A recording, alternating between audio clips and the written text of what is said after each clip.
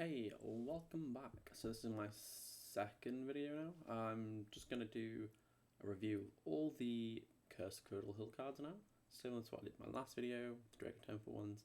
I'm going to give them all a rating, 1 to 5. This time I'm hopefully going to be a lot quicker. I mean, there's a lot I want to talk about, but I'm not going to get into depth of it like I did in the Draco video. I want to try and be as fast as I can, because I don't want to have another 80-minute video to upload. I want this to be like under half an hour, hopefully. So, without further ado, I'm just going to hop in and get going. So we're going to start with the common. Well, we're going to start with characters. Start with commons. And yeah, so Magnus Elite Agent, I think, is horrible. 2 cost, get 1 prevent.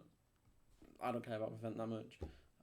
It is better in Curdle Hill, because I think Drain decks are better in Curdle Hill, but still 2 for nothing. I mean, when I say for nothing, I mean it's not gaining you anything, so I'm going -2 for shards for nothing. So yeah, 1 out of 5. City Guard, very basic, 1 shard for one gain, 2 at best, 1 at worst. It could be a free, but it's not a free, because even though it has got preventive, City Gate is on the canvas. It's not good enough, so maybe 2 at best. It could be a 1 to be fair, because it's very, very basic. But yeah, 2 out of 5. Prison Sapper, same again, 2 out of 5, and that's only because it's got extra synergy with a few other cards coming up. Cursed Curdle Resident, again, this should be a 1 out of 5.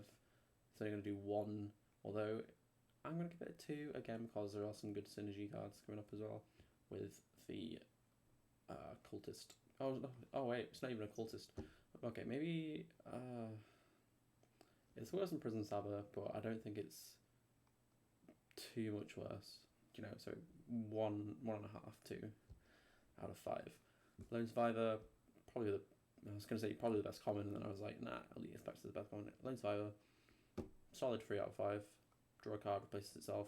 It doesn't give you anything, so it is a -1 shard value, but it replaces itself card advantage wise, and also you do want to get lots of guys on the board, and this really helps with that. Elite Detective, this is good. I'd say this is a solid card.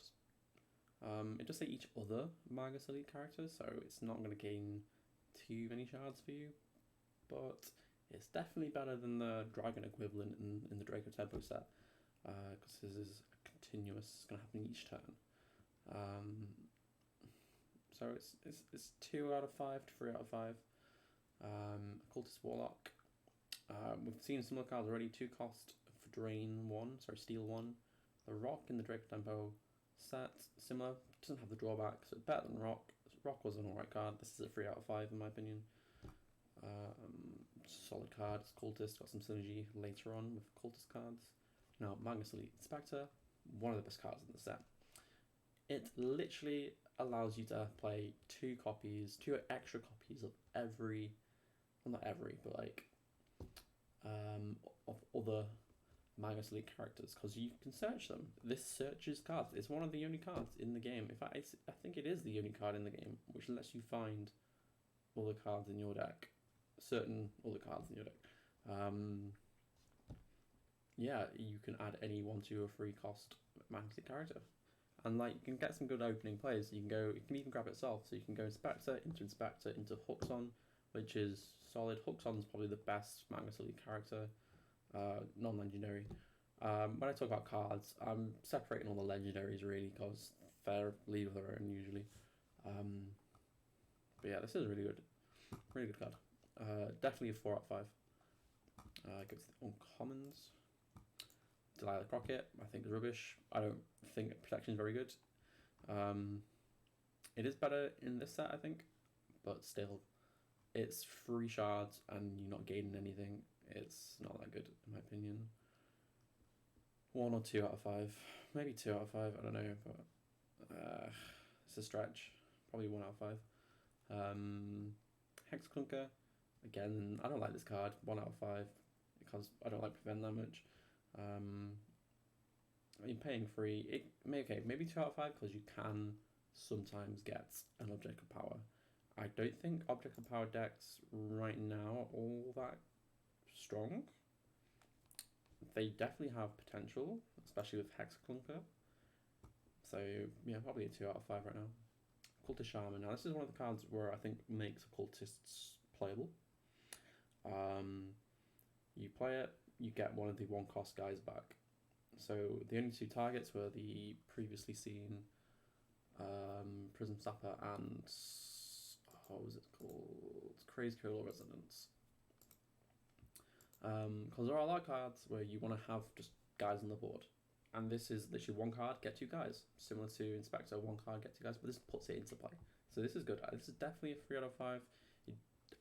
I don't know if I want to give it higher, because you do need to have the Resident or the Sapper first, and then you can always trade them away, so they are in the grave, sorry, in the dregs, for you to bring back straight away. But it doesn't have any resolve step action. It's just going to put some into play, so it's good. It's good. It's a solid 3 out of 5. Magically Protector, better than the Dragon equivalent. It's just blocker, sorry, defend, but at least it's got +1, so it's a bit better. I'd say that's a solid card. 3 out of 5. Yeah, 3 shards are free, gets a +1, and it's got defense. Yeah, better. So 3 out of 5. Rabbit Dog, really good card. The fact that it can just kill anything is great. So we had the Occultist Shaman previously. Sorry, not Shaman. This is the Shaman. Occultist Warlock. Very different. Not name. 2 stars the steel for 1. Dog does the same thing but has poisonous. 4 out of 5 card. Can kill anything pretty much. You just have to be careful of objects of power, because of course poisonous won't kill something if it's only doing damage to the object of power first. But yeah, it's just an extra removal card, and the steel's just a bonus. Jarvis. I don't think I've read this one properly. Claim one if. Okay, so again, like if objects of power become meta or are seen a lot more than they are now. I mean, then I say than they are now, as though like there's an actual competitive scene yet. But on its own, it's an alright card. I just think cards which don't give you anything, like in the top corner, aren't as playable. It's got a nice effects. I just don't think it's winning you any games. Or yeah, it's okay. Probably a 2 out of 5, just because it's got an interesting effect. Elite Enforcer, one of the better elites. It can go up to 4 attack when he attacks. This just means he goes from 3 to 4 when he attacks,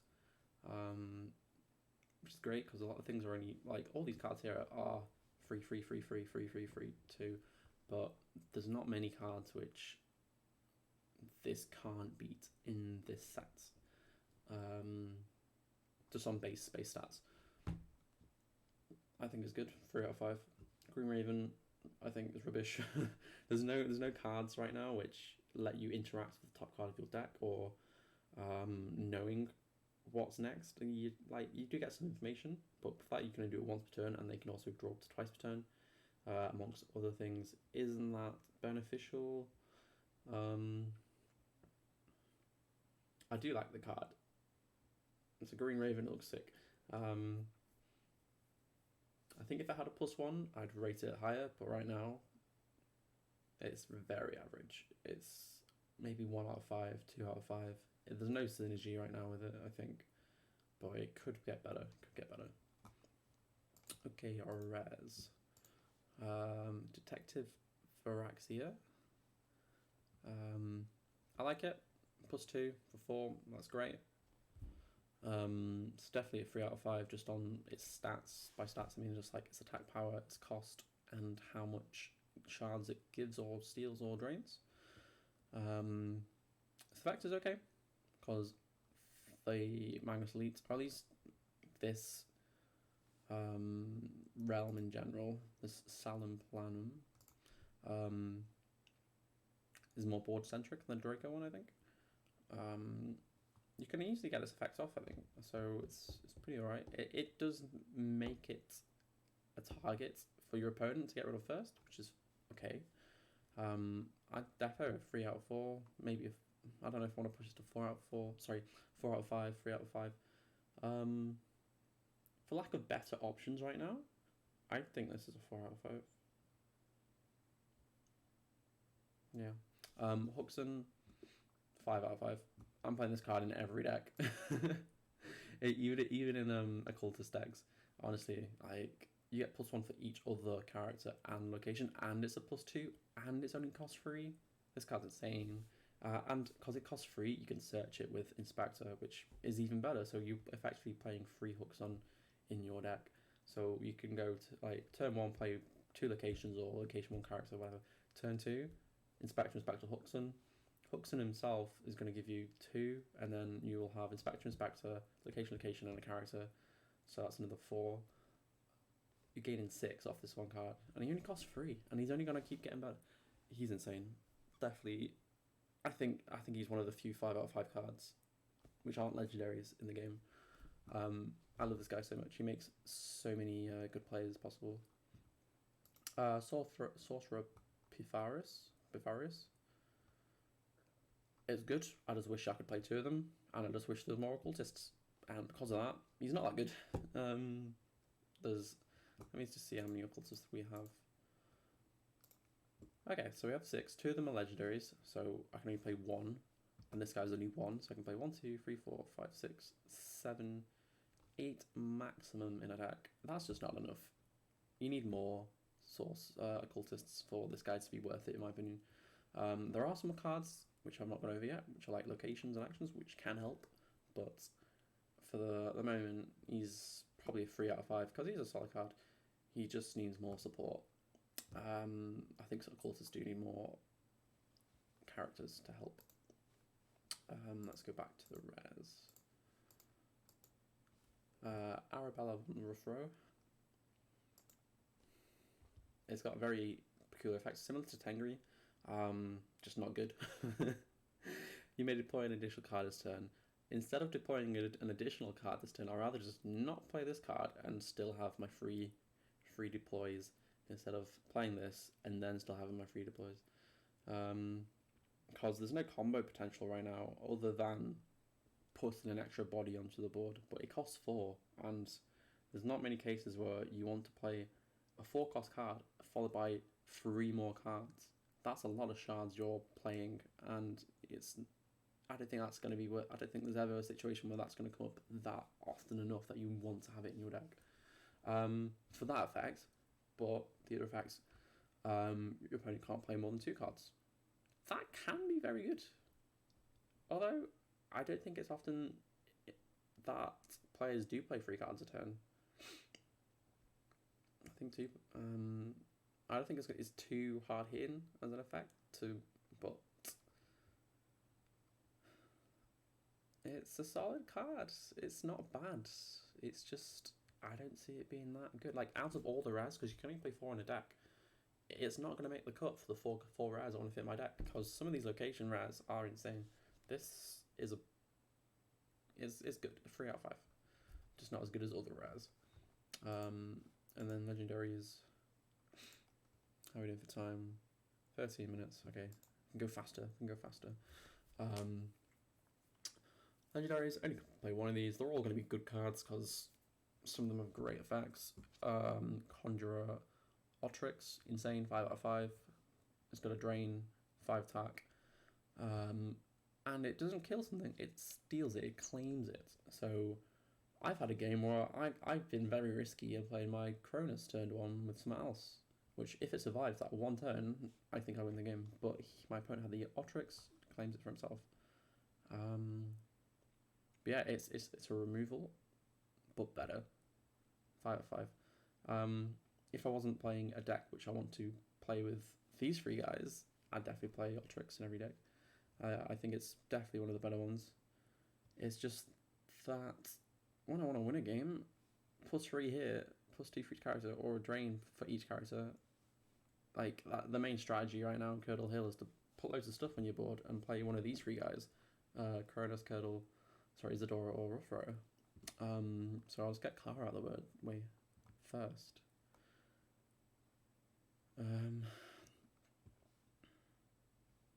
Clara is good. I just don't know if I like it more than the other ones.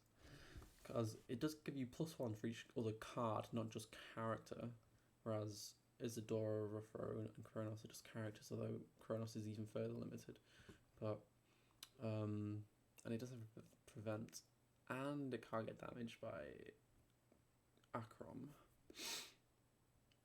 Even all that, I still think it's just 4 out of 5. I don't know if I can give this a 5 out of 5. The fact that it's just a +1, even though it's for each card, this is a +3 for each elite. So I need 3 times as many cards on my field, on my canvas, for Kara to be even as close to good as Kronos. Because I just don't value the, again, I already say this, but I just don't value the prevent that much. Although prevent for each, I don't know, I've not played Kara at all, I must admit. So I'm a bit biased, but yeah, 4 out of 5, maybe 5 out of 5, I don't know. I feel like this is definitely it could be really, really strong, but I'm not sure. The other 3 all do the same thing. This is +2, this is steel, and then this is +3, but just for elites. Again, very, very similar. Like, I either give them all 5 out of 5, or I'll give them 4 out of 5. Although I do like Isadora more because it steals. Sorry, yep, steals. And there's more ways to get her into play because of Murky Mana, and also there's a card which can get her back and recycle her. So you can get her out and consistently get her out, which is why I think she's better. I think she's the better one because of that. So that's 5 out of 5. Referral is really good as well. He gives a +3 himself, and he's only 4 cost, which is really, really strong as well. +2 for each of the character. Yeah, he's great. Kronos +3 for each. It counts itself as well. So really, she says for each other Margaret's the character and has a +3 in the corner, but she doesn't. It's the same. So yeah, but I don't think pure elites are good. I mean, they're good, but like, there's a lot of bad ones which you're gonna have to play to make it better. So I think it goes Isadora, Referral, and then Kronos. And then if you're not playing anything which cares about having loads of things on the board, you play Otrix because she's better than Kurt. Well, yeah. Anyway, let's go to what are we doing next? We are doing actions. Okay, it's been 17 minutes. I can go faster. Restock, insane card. I think I was really doubting this at first because I was thinking, oh, I'm paying 2 for 2 and it just replaces itself, and then why do I need to like use one of my deploys to play a card, which doesn't do much. But no, 2 cards for 2 shards after going over a lot of the other card draw of the game is really good. You should play Restock in every deck. Probably 4 out of 5, 5 out of 5 card. It's just really solid. It's just, yeah, you really should just play it. I can't see any other reason why you should play it. In fact, I need to put this to my deck because I've not took out all the cards for it. How's that take over? 4 out of 5, definitely. Maybe 5 out of 5. It's almost an auto include, I think. Like Restock, hostile takeover, and then there's another action who's like an uncommon.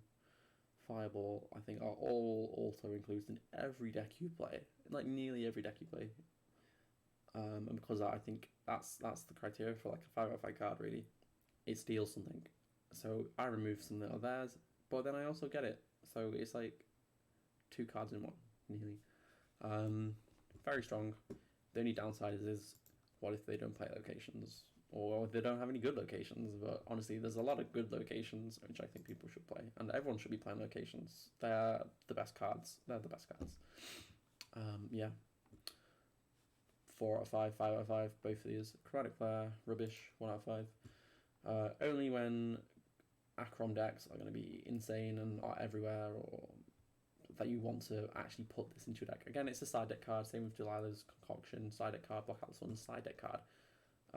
Mystical Malfunction, also possibly a side deck card, but we don't have a side deck, we don't have a meta game, we don't have this yet.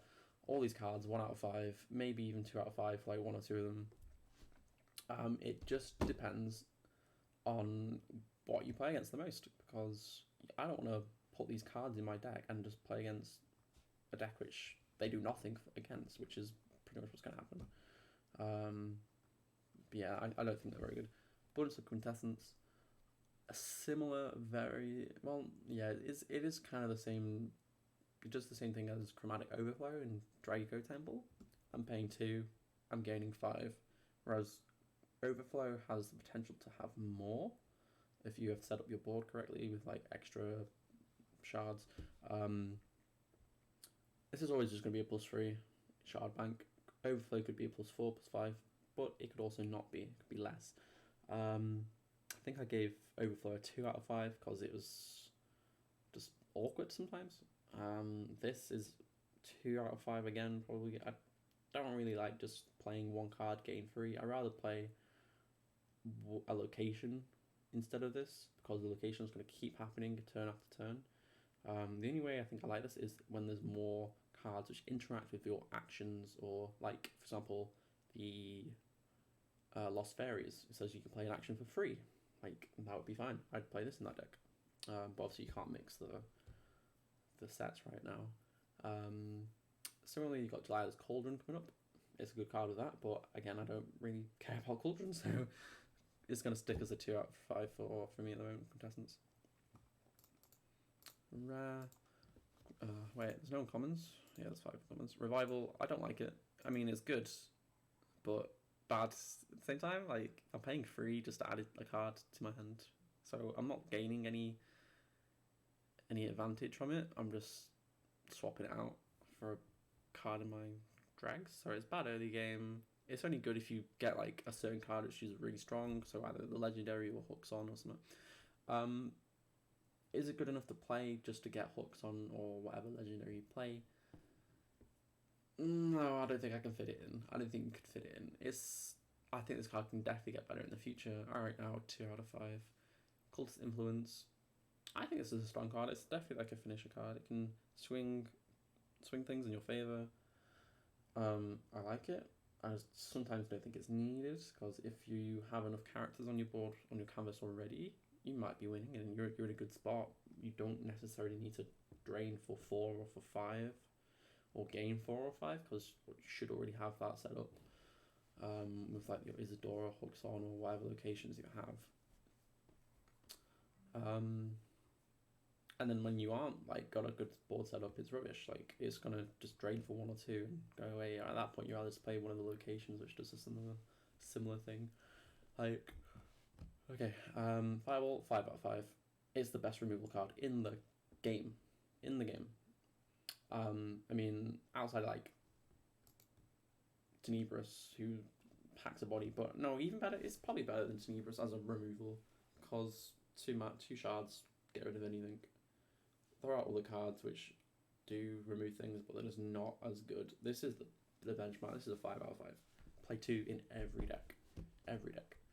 Drain the Woods, very interesting card. Drain 2 shards from all location characters. Now, this is the only card in the game which has this kind of effects. I don't think anything else drains shards from things in play. Unfortunately, a lot of stuff right now in Curse of Curdle Hill cost 3. A lot of the playable cards cost 3. Some cost 2, but then this costs 4, and you might be able to hit 2 or 3. It also hits your side of the board as well, so you have to play a very controlled kind of deck, which I don't know how viable it is right now, because locations are what you want, and it hits your locations as well. It's such cool effects, and I do want to like give it a high mark, but it's 2 out of 5, if that, maybe even a 1 out of 5. But yeah, I could talk about this a lot more, but oof, what am I on? 24 minutes. Oof. Rainbow locations. This is a very strong card. It just so happens that everyone, I think nearly every deck should play locations. There's a few decks that probably can get away with it. And this card is the scariest card, because I love locations. I'm so scared of this card. The fact that this card exists means it's a very good thing this card exists. Otherwise, locations would just fill the board. Nothing could be done. This is insane. It's just finding a spot for it right now. I don't think there's a good deck for it, because locations are that good. Everyone wants to play their own. But this is a strong card. I should be thinking right now it's like it's a 2 out of 5 really, because no one really wants to play it, but they should play it, but they don't, because they don't want to hurt themselves 3 out of 5. Yeah, this is a good card though. I'm very happy to have something like this. Raz. Chroma Core. Now, okay, all of these cards here, I think are way too costly for what they do. It's just added. So what they've done, they just took these other effects which other cards have and just added them together and then added the cost together pretty much. And at that point, I'm thinking I'd rather just have one of the effects for half the price and play a different card, you know. But Chroma Core, sorry. Yeah, this is just for. Sorry, I shouldn't swear. This is just go away, Achroma. We don't care about Achroma. We're playing rainbows today. But again, like, you need to be against an Achroma deck for it to be good. It's better as. It's a strong card though. It's a strong card. It just needs to be a side deck. This needs to be a half side deck. 3 out of 5. Claim location, restrain character on that location. Again, you're stealing a location, which is great, but we already have a card which does it for free. And then restrain puts it on that location, so it gets rid of a. So it steals the location and gets rid of a character. It's good. Like, thinking of Fire Breath. Sorry, is it Fire? Breath of Fire from Drake's Temple. That is cost 4. You erase a location and a character. This costs 5. You pretty much erase the location, erase a character, but gain the location, which is worth the +1 shard cost in my opinion. It definitely is worth the +1 shard cost. It's just awkward if they remove that location and they get that character back. It's solid. 3 out of 5. I don't quite think it's 4 out of 5 because again, it costs 5. And they need to have a good location you want to get rid of and steal, and a character you want to get rid of as well. So it's a bit situational, but okay, maybe 4 out of 5. It is strong. I just think it was better res still. I mean, it is good. It is good. 4 out of 5. Slightly diminish. It would be good if objects of power are played in every deck, which I don't think they will be. Like they might tech 2 or 3. But you won't always have one on the field. This is good though. Again, it's a strong effect. It's very similar to Investigation. It's a 3 or a 4 out of 5 for me. I don't know, it's hard to evaluate right now because I don't know how played Objects of Power will be overall. I mean, personally, I don't think I want to play them that much. But the more they're played, the better it is. So I'll keep it as a 4 out of 5. I don't know. I'm so back and forth on these because they cost 5. Okay, I shouldn't dwell so much. This video's getting long. Okay, we're gonna go to Object of Power. I'm just gonna go all the way for here. So a common one. This is very basic. It's a 1 or a 2 out of 5. Yeah. Ooh, what was the card which keeps adding it back? What am I thinking of? Oh no, am I just thinking of... No. Okay. Yeah. 1 out of 5. Elite Staff, 1 out of 5. Even worse than Occultist a Theme, I think he said. Where we go next? Let's go Muon Trap. This is good. Restrain a character, put it on that. So it's just another removal for 1 cost. And the caveat is, you have to have a guy in play. If that guy dies, or this dies, they get the character back. So it's temporarily removing a threat. And sometimes your opponent might not be able to get rid of this. I think this is the best object of power in the game. Just because of this effect. And because of this card, it makes Hexclunker good. And it also makes Hexclunker Engineer good. And it also makes Jarvis slightly better as well. Now, I don't know how meta-defining this card is right now, but definitely a 3 out of 5, possibly 4 out of 5.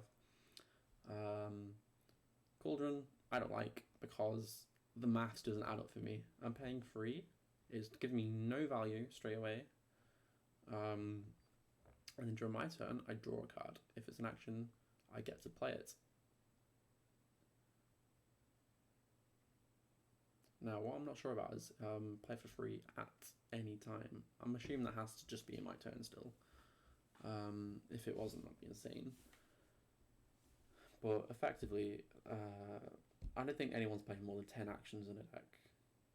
So 1 out of 3 times it's going to get that +1.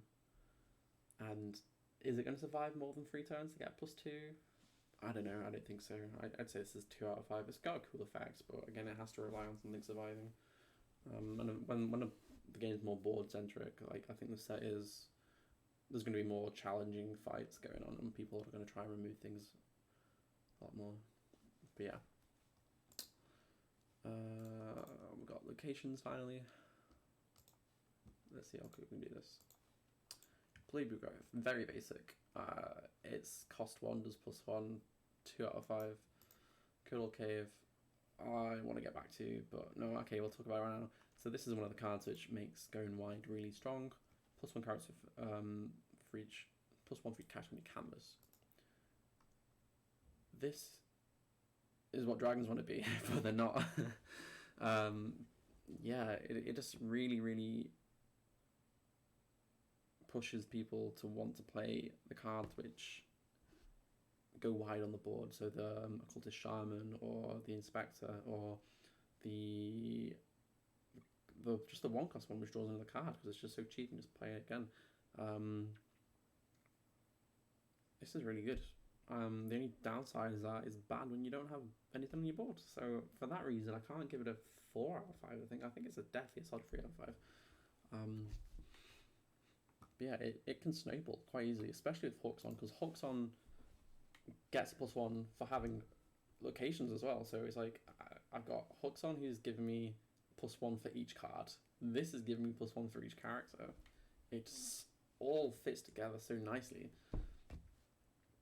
Curdle Glade, rubbish. Again, there's one of these in Draco Temple, but it cost 1 for the same effects, and I give that a 1 out of 5. Well, or did I? Was that 2 out of 5? This is even worse, 1 out of 5. I don't like Prevent.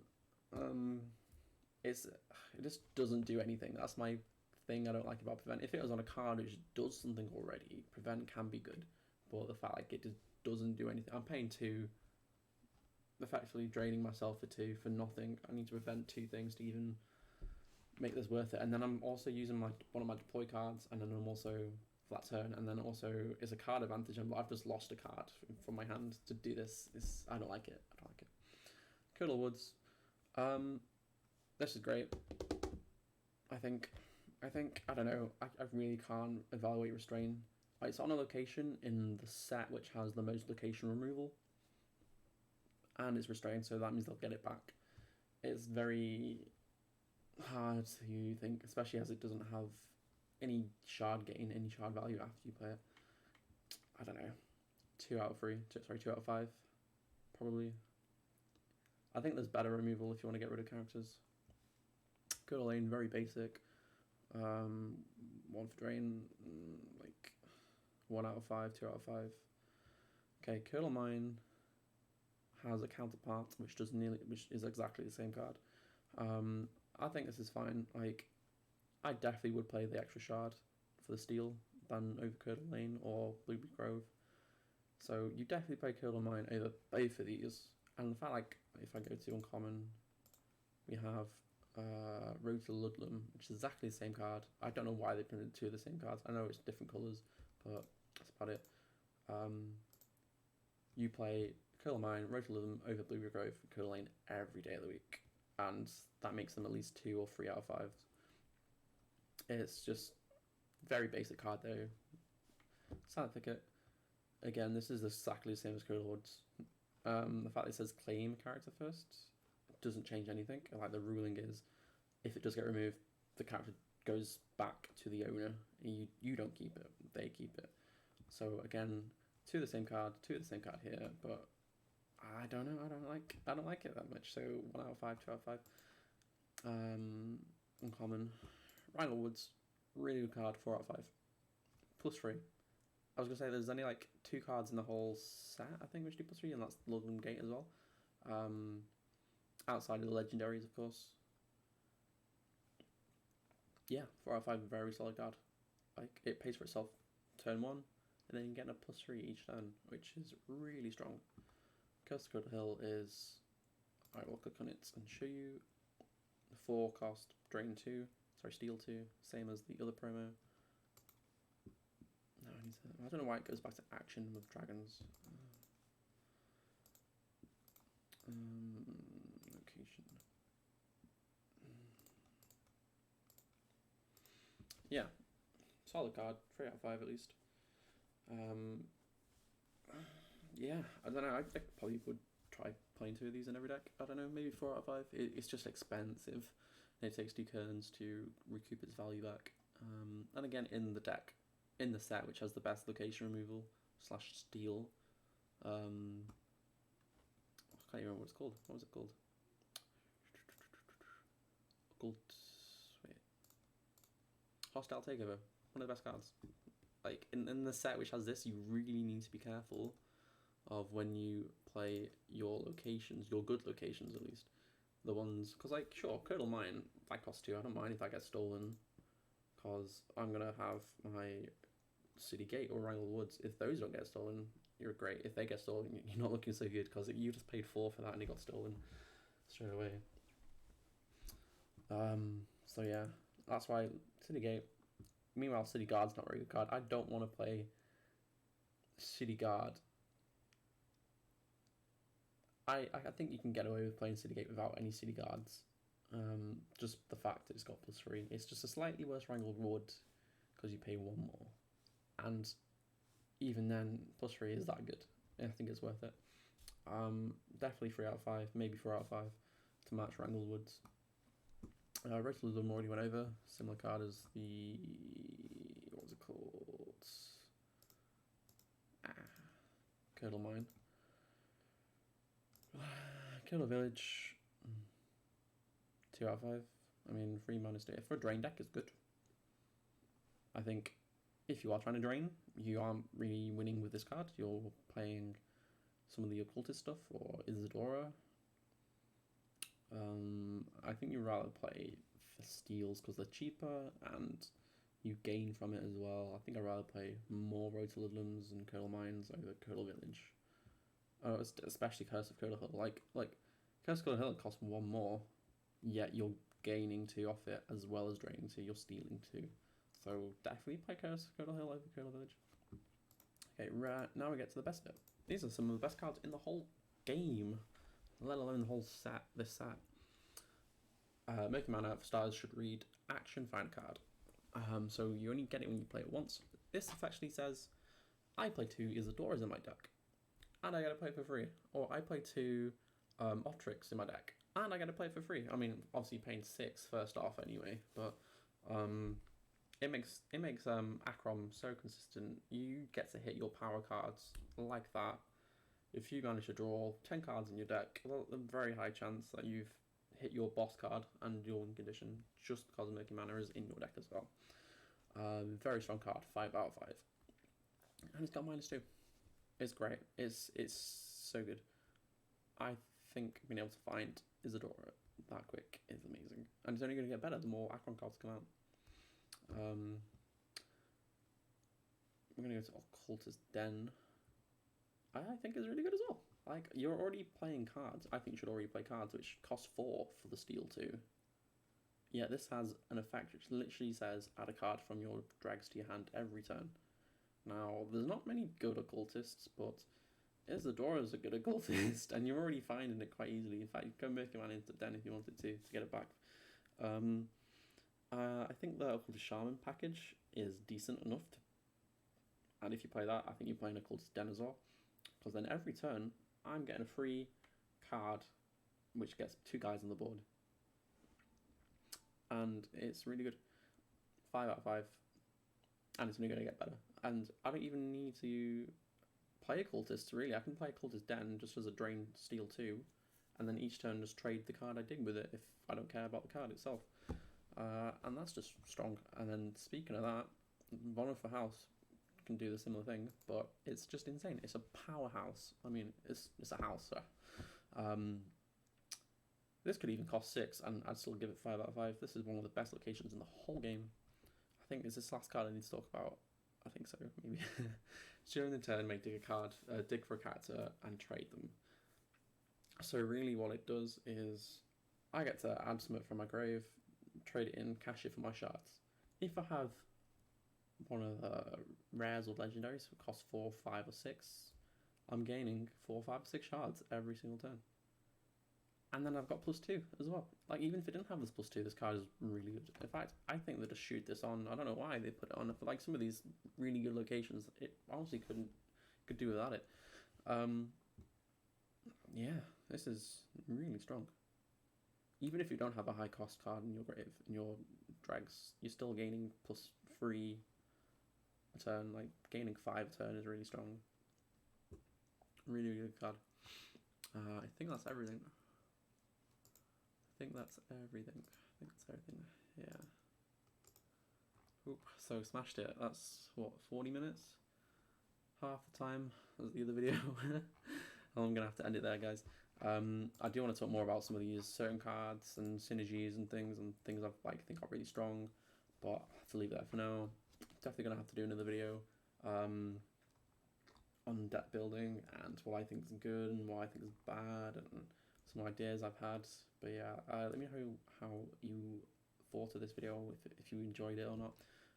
If you want to challenge me on what I think is good and bad, let me know. I'd love to discuss things. Like, there's still so many things I'm so uncertain about. Like, you got Select and Diminish here as well. Like, I'm colder and like, I've honestly not played enough for this game yet. I need more people to play with. Play with me, guys. I'm hopefully going to play some Discord games like with webcams. But yeah, I'll stop it there, and until next time, peace.